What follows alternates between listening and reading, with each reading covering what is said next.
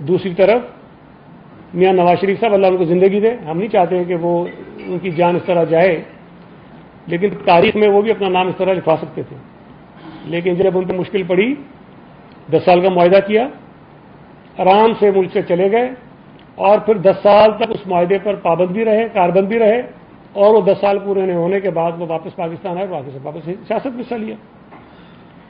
Peoples party نے آج تک جتنے انتخابات ہوئے ہیں، کسی انتخابات میں دھاندلی کے ذریعے اقتدار حاصل نہیں کیا۔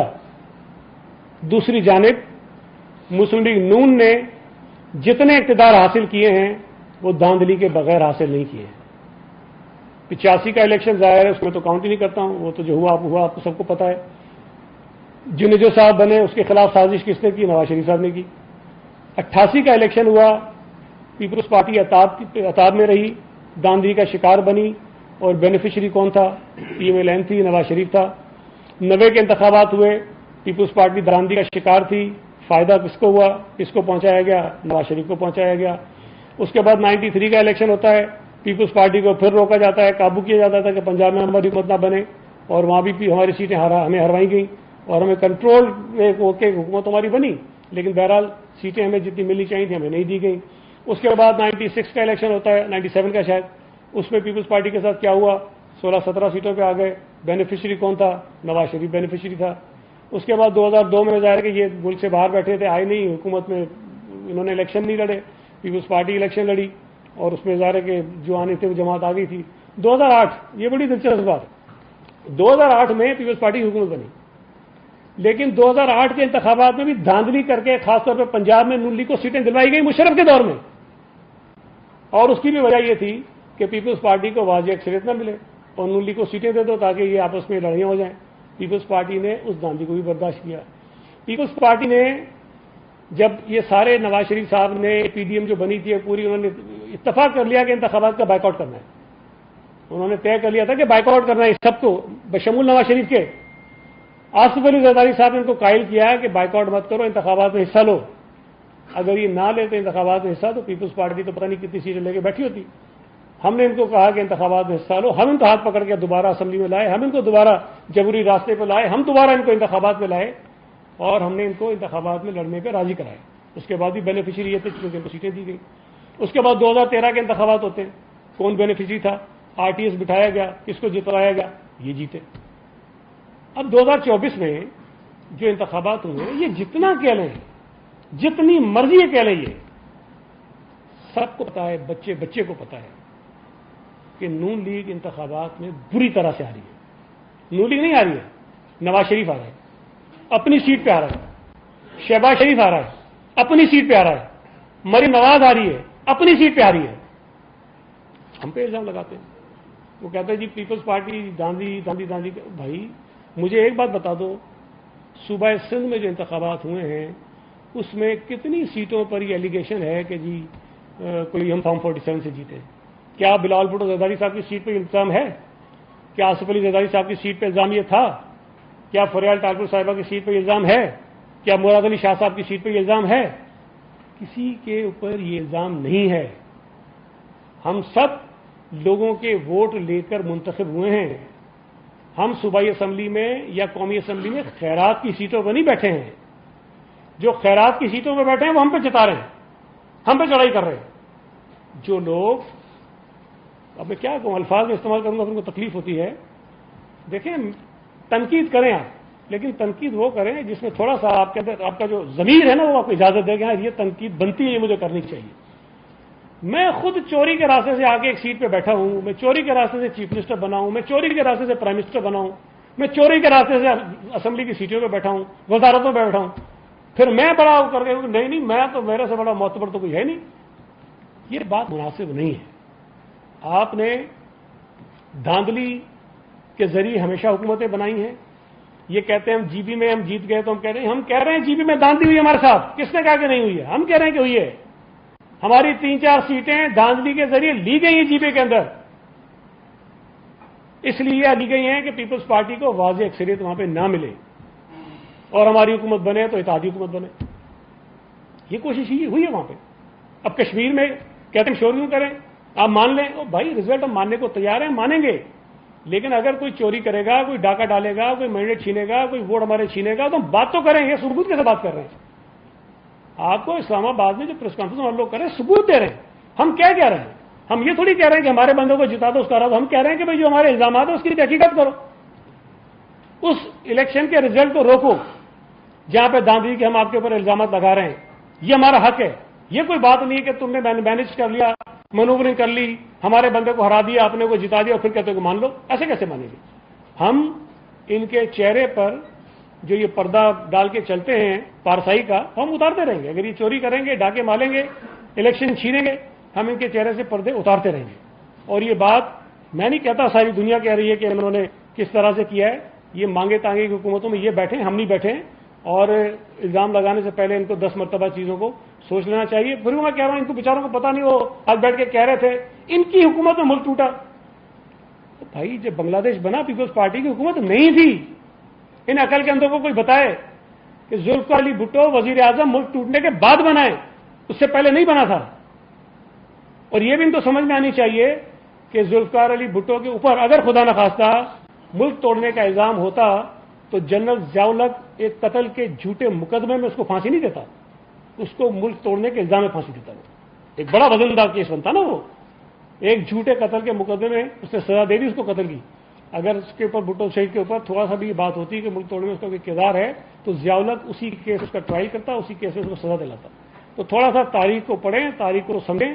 اس طرح صرف یہ آ کے جو آپ کو پیچھے سے فیڈ کیا جاتا ہے نا، جا کے اس میں کر لیں تو وہ مناسب بات نہیں ہے. چیئرمین بلاول بھٹو زرداری صاحب نے جس انداز میں کمپین چلائی گلگت بلتستان میں اور جس انداز میں کمپین چلائی ہے کشمیر کے اندر، میں سمجھتا ہوں ایک مثالی ہے. اور وہ اپنی کمپین میں کشمیریوں کے لیے جو ان کی ڈیمانڈز ہیں، جو ان کے بنیادی مسائل ہیں، اس کی بات کرتا ہے. بلاول بھٹو زرداری یہ کہتا ہے کہ ہم کشمیر کے لیے ان کا حق حاکمیت، ان کا حق ملکیت اور ان کے لیے حق روزگار کی بات کرتے ہیں، اور یہ ہم ان کو دلائیں گے. دوسری طرف کیا ہوتا ہے؟ ہم آپ کو 10 بسیں دے رہے ہیں، ہم آپ کو یہ موبائل اسپتال جو ہیں وہ لا کے دیں گے، اور ہم آپ کے وزیر اعظم بنیں گے. ایک طرف یہ تقاریر ہیں، یہ خواہشات ہیں، یہ ان کو للچانے کی کوشش ہو رہی ہے. دوسری طرف جو کشمیر کا بنیادی مسئلہ ہے، لوگوں کے اندر جو فیلنگز ہیں، جو سمجھتے ہیں کہ ان کے ساتھ زیادتی ہو رہی ہے، وہ یہ ہے، وہ سمجھتے ہیں کہ ہمارے پاس حق حاکمیت نہیں ہے، ہمارے پاس حق ملکیت نہیں ہے، ہمیں حق روزگار حاصل نہیں ہے، ہمارے الیکشنز جو ہیں وہ چوری کیے جاتے ہیں، ہمیں دوسرے درجے کا شہری بنایا جاتا ہے. بلاول بھٹو زرداری صاحب ابھی سے نہیں اسمبلی میں کھڑے ہو کے کہہ چکے ہیں کہ میری خواہش ہے کہ کشمیر اور گلگت بلتستان کی نمائندگی قومی اسمبلی میں دیکھوں، میں ان کی نمائندگی سینٹ کے اندر دیکھوں. اس لیے پی ایم ایل این کو بڑی پریشانی ہے، وہ اس طرح کے انتخابات نہیں جیت سکتے جو صاف اور شفاف ہوں. لہذا وہ یہ بدماشیاں کرتے ہیں، ڈاکے مارتے ہیں ووٹوں کے اوپر اور الیکشن جیت کر اپنے لوگوں کو جو ہے جتوانا چاہتے ہیں. بہت شکریہ. آپ کو سوال پرسوں جو ہے وفاقی وزیر داخلہ محسن نقوی صاحب آصف علی زرداری صاحب سے صبح کو ملتے ہیں اور دوپہر میں جا کے ایک نئی تھیوری جو ہے وہ بات اسلام آباد میں جا کے بیان کرتے ہیں صوبوں کے حوالے سے اور سسٹم کی ناکامی کی بات. تو مجھے یہ بتائیں اس دعوے کو کل فوجی ترجمان نے بھی جو ہے وہ تھوڑی سی تصدیق کی مہر لگا دی. اس کا مطلب وہ کہتے تو ہے کہ زرداری صاحب کا بغل بچہ ہے، لیکن وہ زبان کی کسی اور بول رہا ہے. یہ کس طرح کا ماحول پیدا کیا جا رہا ہے؟ پیپلز پارٹی کہاں کھڑی ہے؟ دیکھیں، اگر صدر پاکستان سے کوئی وزیر ملاقات کرتا ہے اور اس کے بعد وہ کوئی بات کرتا ہے تو اس کو اس طرح سے نہیں لینا چاہیے کہ کوئی صدر پاکستان نے خدا کو کہہ دیا ہوگا جا کے باہر یہ بات کرو. یہ بھی ضروری نہیں ہے کہ ان کی بات چیت جب ہوئی اس کے اندر یہ ڈسکشن بھی ہوا. نقوی صاحب ایک وفاقی وزیر ہیں، ایک تقریب میں گئے، انہوں نے بات کر لی، ان کی مرضی جو کرے بات، لیکن ان کی بات کو آپ حتمی تو نہیں مان سکتے نا. یہ تو نہیں کہ انہوں نے کہہ دیا والی کام ہو جائے گا. یہ فیصلہ صوبہ سندھ کے حوالے سے، باقی مجھے نہیں پتا، انہوں نے تو پورے ملک میں بات کی، صوبوں کی، ایڈمنسٹریٹو یونٹس کی، جو مرضی کرے. میں دوسرے صوبے کا مجھے حق نہیں پہنچتا کہ میں جا کے بات کروں.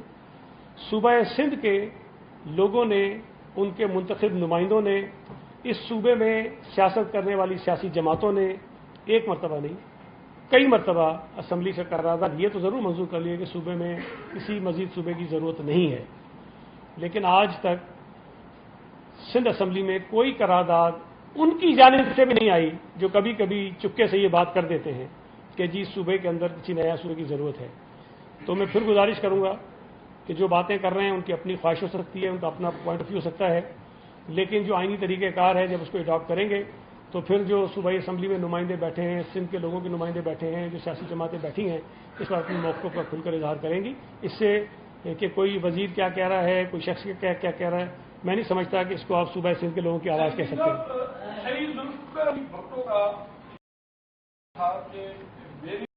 रेड लाइन अवाम है, लेकिन पाकिस्तान पीपल्स पार्टी का चेयरमैन का ये बयान आया है कि रेड लाइन फौज है, क्या अब ये चेंज हो गया मौक़िफ़? क्या भुट्टो का रेड लाइन अवाम था और अब जो फौज हो गई?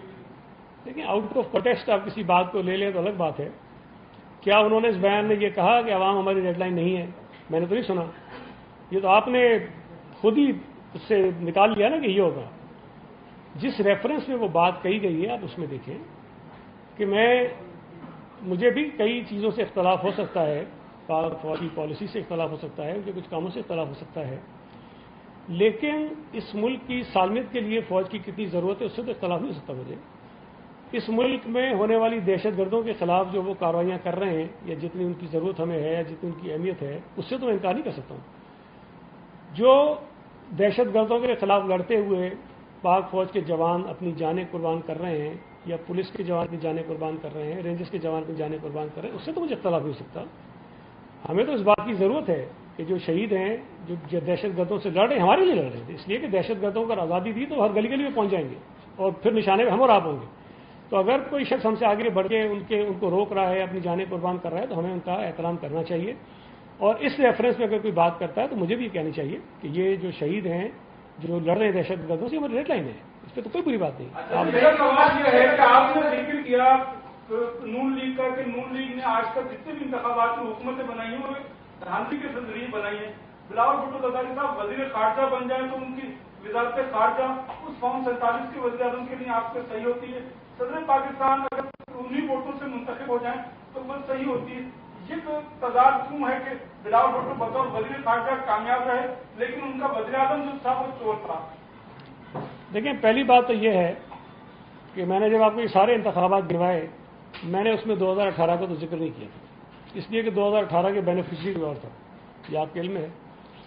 और बिलावल भुट्टो ज़रदारी साहब जब वज़ीर खारजा बने थे तो वो 2018 वाली असम्बली थी, और उस असम्बली में जब उसके खिलाफ अदम एतमाद हुआ और वो हट गया तो एक इत्तेहादी हुकूमत बनी और उसके अंदर बिलावल भुट्टो साहब वज़ीर खारजा बने। मेरा ख्याल है कि उस केस को तो आप उससे अलग रखें, इससे कोई ताल्लुक नहीं बनता। आप आ जाए, एक मिनट का आधा जवाब दिया मेरे भी। दूसरी बात जो आप कह रहे हैं, 2024 का जो इंतखाब हुआ उसमें जो कुछ हुआ सारी दुनिया को पता है कि नवाज शरीफ साहब हार गए, शहबाज शरीफ साहब हार गए, मरीम साहिबा हार गई और बहुत सारे लोग हार गए, फिर उनको जितवा दिया गया। और 47 की पैदावार है ये सारे, और फिर इनकी हुकूमतें बनने लगी। पीपल्स पार्टी के पास उस वक्त क्या चॉइस थी? देखें, उस वक्त पीटीआई थी असम्बली में जिसकी नुमाइंदगी थी, नून लीग थी जिसकी नुमाइंदगी थी, और पीपल्स पार्टी थी जिसकी नुमाइंदगी थी। सूरत हाल ये बन रही थी कि अगर पीटीआई चाहती तो पीपल्स पार्टी के साथ मिलकर हुकूमत बना सकती थी। आपको बताएं कि कराची में वजीर बल्दियात सिंध सईद खानी न्यूज़ कॉन्फ्रेंस कर रहे थे और उनकी जानिब से कहा गया कि पंजाब के लोगों को इलाज की ज़रूरत है।